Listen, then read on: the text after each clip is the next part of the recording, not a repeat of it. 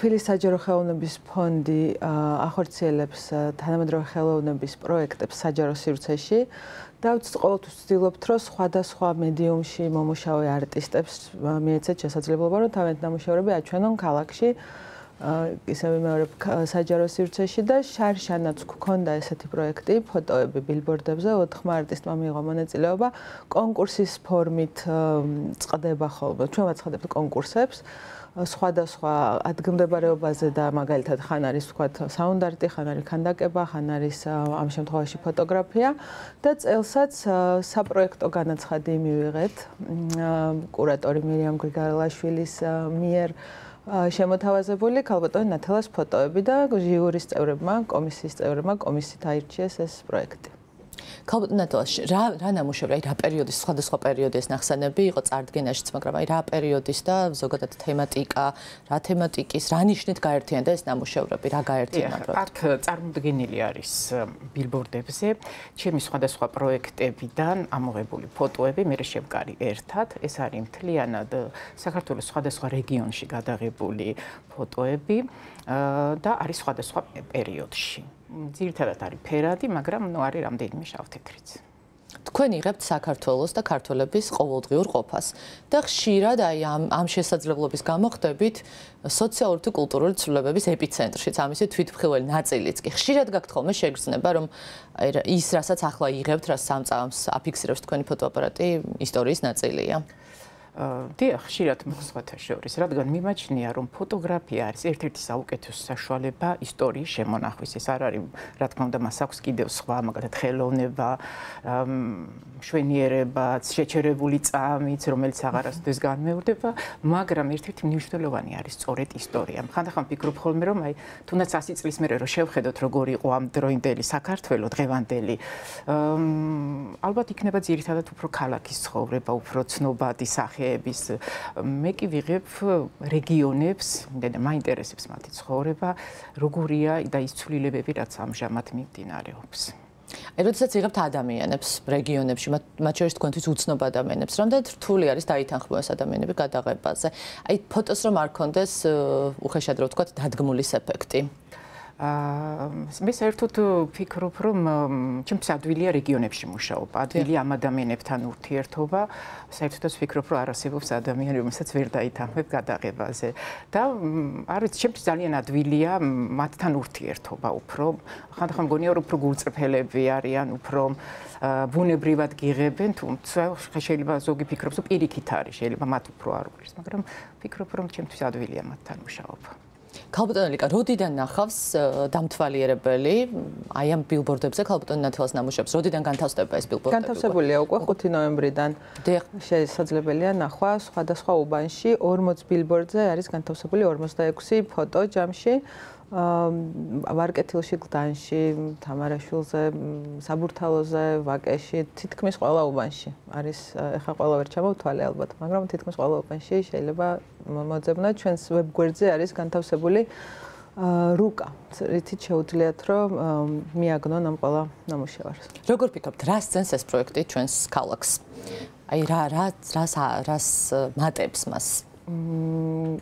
კომერციული რეკლამებისთვის განკუთვნილ ბილბორდზე, როდესაც შეჩვეული ხარ, უნდა ნახვა ესეთი რაღაცნაირი რეკლამა და ამას უცბად ხედავ ესეთ შემოქმედებას, ესეთ ხელოვნებას და ამ შემთხვევაში საქართველოს იმ რეგიონებს და იმ სოფლებს და იმ ადამიანებს, რომელსაც ხშირ შემთხვევაში ვერ ვნახულობთ ხოლმე, მგონია, რომ ძალიან მნიშვნელოვანია და ძალიან საინტერესოა და ძალიან უნიკალური შემთხვევა. ქალბატონ ნათელა, თქვენ ძალიან ბევრს მოგზაურობთ, თქვენთანაც აღნიშნეთ. არის საქართველოში გამორჩეული ადგილები, სადაც განსაკუთრებით გიყვართ მუშაობა, ის რომელსაც ბევრჯერ და ხშირად უბრუნდებით. იცით რა არის ისეთი პროექტები, რომელზეც მიმდინარე ჩემთვის მუშაობ, თუმცა არის ჩანაფიქრები, რომელშიც ძალიან მინდა რომ წავიდე და გადავიღო. ამიტომ ასე აქედან გამომდინარე მე ვერ ვიტყვი რომ მომილიმე განსაკუთრებულად ძალიან მიყვარს. მე საერთოდ მიყვარს საქართველო და მას მე რაც გავაცნობიერე რა მინდოდა ფოტოგრაფიაში ყოველთვის მინდოდა რომ გადავიღო საქართველოს ცხოვრება. რადგან მიმაჩნია რომ ძალიან ფოტოგრაფიული ქვეყანაა. დიახ, აი ეს ფოტოგრაფიულ ბახსენს ზუსტად ამაზე მინდოდა მეკითხა. აი ხო ვამბობთ ხოლმე რომ არსებობენ ფოტოგენური მეტად და ნაკლებად ადამიანები. ადგილებიც არის, აი თქო ლანდშაფტით შეიძლება იყოს მეტად და ნაკლებად ფოტოგრაფიული. გაქვთ ასეთი შეგულებული ადგილები? იცით რა, მე არ განსაზღვრავ იმით რომ ის უფრო ლამაზია, ჩემთვის უდაბნოც ლამაზია, სადაც ალბათ ერთი ხეც არ იზრდება და ამავე დროს, რა ვიცი, თუნდაც ამწვანებული გარემოც. რა ვიცი, ეს გემოვნების მიხედვით არის, მე ყველაფერი მომწონს. თავარია ის კარგად დაინახო და შეაფასო რა სადაც მიდიხარ. თქვენ ბრძანდებით თვითნასწავლი ფოტოგრაფია. აი რა განსხვავებულ შესაძლებლობებს და გამოწვევებს აჩენს ის რომ ადამიანს არ აქვს დაუშვათ განათლება ამ მიმართულებით მიღებული და ისწავლობს პრაქტიკით. საერთოდ გამოწვევები ფოტოგრაფიაში ბევრი გვაქვს ჩვენ საქართველოში ქართველ ფოტოგრაფებს სამწუხაროდ და მე მადლობა მინდა უთხრა აი კლიკას იმისთვის რომ ეს ჩემთვის ძალიან დიდი შესაძლებლობა იმის ფონზე რომ წლებია მე გამოფენა არ მქონია პერსონალური თბილისში არსებობს რა თქმა უნდა გამოწვევები მაგრამ თავარი აქ არის სიყვარული მაინც გიყვარდეს ის რასაც აკეთებ კაპიტანი ლიკა, რამდენად დიდი არის ინტერესი პროექტის მიმართ? აი, რამდენად ბევრი განაცხადი შემოვიდა, ვიგათაც სურველი რამდენად ბევრი იყო ამ პროექტში მონაწილეობის? საკმაოდ ბევრი არის ხოლმე, წელსაც იყო არაერთი განაცხადი. სხვადასხვა ასევე წელსაც იყო არა მხოლოდ ფოტოგრაფია, სხვა მედიუმში შესრულებული ნამუშევრების შემოთავაზება, რაც მომავალში გაიხსნება და ეხლა ჯერჯერობით ვერ ვაანონსებ სახელებს და გვარებს, მაგრამ დეკემბრის ჩათვლით კიდევ რამოდენიმე პროექტი განხორციელდება. აი ეს ბილბორდები, ეს კონკრეტული ერთი გამოფენა შეიძლება მას უწოდოთ, რა ხანგრძლივობისაა, რამდენ ხანს გრძელდება და შემდეგ მომდევნო როდის ჩაანაცვლებს? არის ასე დაგეგმილი? არა, არ არის დაგეგმილი. ეს კონკრეტული გამოფენა გაზაფხულის ჩათვლით იქნება შესაძლებელი რომ დავათვალიეროთ. კაპიტანად, აი თვითონ გადაღებისას, როდესაც თქვა წასული ხართ საქართველოს სხვადასხვა რეგიონში, ან ქუჩაში ხართ უბრალოდ, აი რა აჩენს ხოლმე გადაღების იმპულსი? აი რა არის ის წამი, როცა გრძნობთ რომ გნებავთ, გინდებათ ხელში აიღოთ კამერა და აღბეჭდოთ ის ადამიანი იქნება თუ კონკრეტული პეიზაჟი თუ ნებისმიერი სხვა ობიექტი? მე სულ მინდა რომ გადავიღო, სულ მინდა რომ ვიმოგზაო, რომ დიდხანს როცა ვარ თბილისში, უკვე ხვდები რომ ცუდად ვარ, იმიტომ რომ მინდა რომ წავიდე, მაგალითად მიდააჭარაში წავიდე, ან გურიაში წავიდე და გადავიღო. ვერ გეტყვით, იცით, ალბათ ეს შიგნიდან ყოველთვის არის სურვილი ამის. რა თქმა უნდა, ინსპირაციებიც არსებობს სხვადასხვა, მაგრამ აი როდესაც მაგალითად ქალაქში ვარ, სულ ფიქრობ, რომ ახლა იქ რამდენი რამე ხდება, რასაც მე ვერ ვიღებ. ეს მუდმივი პროცესია ჩემთვის. ისე სისტემატიურად მუშაობთ, ანუ როცა თბილისში ხართ, მაშინაც ყოველდღიური არის ეს თქვენი მუშაობა? სისტემატურად სამწუხაროდ ვერ მუშაობ. სწორედ ეს გამოწვევებია, რაც ჩვენ გვაქვს ფოტოგრაფებს, რადგან ვფიქრობ, რომ იმისთვის, რომ ნებისმიერი დარგი განვითარდეს, მას სჭირდება ხელშეწყობა, რაც სამწუხაროდ ჩვენთვის მეტნაკლებად არის. და იმედი მაქვს, რომ უკეთესობისკენ შეიცვლება. თქვენ ამბობთ აი ესეთ სიტყვებს, რომ ფოტოგრაფია გარდამქმნელ როლს ასრულებს, უხილავს აქცევს ხილულად.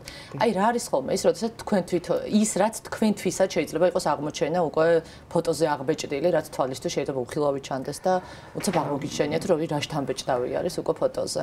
დიახ, სხვათა შორის არა მარტო შთამბეჭდაობა, ბევრ რაღაცას თვალი იმდენად ვერ აღიქვავს და მე ფოტოზე აღმომიჩნია. მაგალითად, აღმომიჩენია ნაცნობი ადამიანი, რომელსაც იმ წუთში ვერ ხედავ, ემოციები იმ ადამიანების და ხანდახან მიფიქრია, რომ უფრო მეტხანს უნდა ყოფილიყავი იქაც, უფრო მეტად სხვანაირად შემესწავლა. საერთოდ ფოტოგრაფია ბევრ რაღაცაში სხვანაირად გაჩვენებს სამყაროს.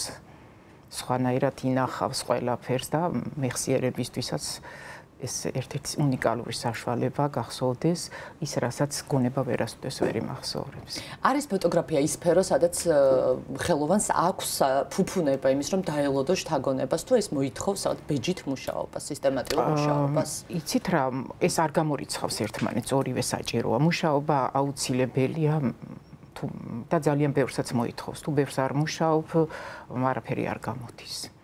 მით უმეტეს დოკუმენტურ ფოტოგრაფიაში, რაშიც მე ვმუშაობ, ბოლოს ისიც კი არის, ისაც წაიღო ფოტოები, აგროვებ და აი ეს არის ალბათ შანსი შესაძლებლობა რომ გაიტანო და გამოფინო, იმიტომ რომ ფაქტიურად ჩვენთან არ არსებობს გამოცემები, სადაც შეიძლება დაიბეჭდოს დოკუმენტური ფოტოგრაფია.